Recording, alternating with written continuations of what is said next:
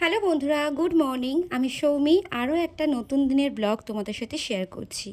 এই ব্লগটা তোমরা কে কিভাবে নেবে আমি জানি না, তাও তোমাদের সাথে শেয়ার করছি আমার কিছু ভালো লাগা মুহূর্ত, যেটা আমার কাছে খুবই স্পেশাল। এই দিনটা ছিল আমার কাছে সত্যিই খুব একটা গুরুত্বপূর্ণ দিন, যেটার জন্য আমি অনেক দিন স্বপ্ন দেখতাম যে এই দিনটা কবে আমি করতে পারবো, মানে কবে আমার জীবনে এই দিনটা আসবে।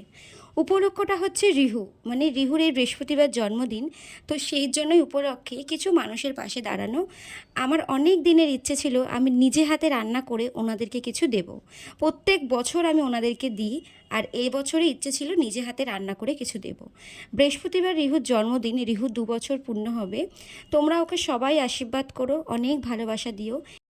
আজকের দিনটাও অনেক ভালো একটা দিন। আজকে শ্রাবণ মাসের প্রথম সোমবার। ভেবেছিলাম আজকে যাব না, অন্য দিন যাব, কিন্তু দিনের দিন যেহেতু তো হয় না, জন্মদিনের দিন অনেক কাজ থাকে, তো সেদিনকে হয় না। তো বৌদিভাই বললো, দিদিভাই চলো তাহলে আজকেই করি। আজকে সেরকম কাজ ছিল না, তো ভাবলাম হ্যাঁ, সত্যি ও অনেক উৎসাহ দিয়েছিল বলে আমি সেই জিনিসটা তাড়াতাড়ি করে করতে পেরেছি। একরাশ মনে ভয় নিয়ে আজকে আমি এখানে এসেছিলাম। সত্যি আমি যে সাকসেস পাবো ভাবতে পারিনি। অনেকটা কম পড়ে গেছিলো, মানে আমি বুঝতে পারিনি যে এত লোক চলে আসবে।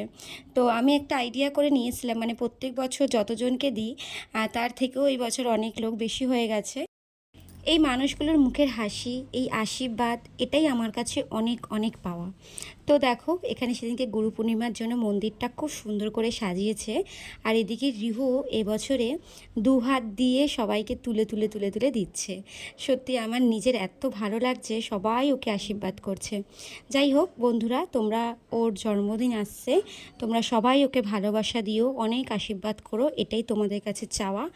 আর এটা ওর বৌদি না, মানে আমার বৌদি না থাকলে হয়তো এই জিনিসটা আমি এতটা সাহস পেতাম না। ও অনেকটা আমাকে হেল্প করেছে। আর এদিকে দেখো, বৌদি ভাই আর রিহু দুজনে মিলে কিন্তু দিচ্ছে।